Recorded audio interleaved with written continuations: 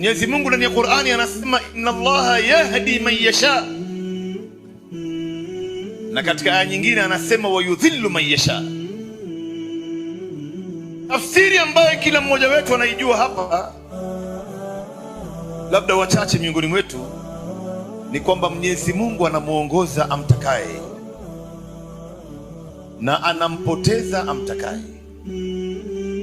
Hii ndio tafsiri ambaye wengi wetu tunaelewa hivyo, lakini tafsiri ya hii aya inna Allaha yahdi man yasha, Mwenyezi Mungu anamuongoza anayetaka uongofu.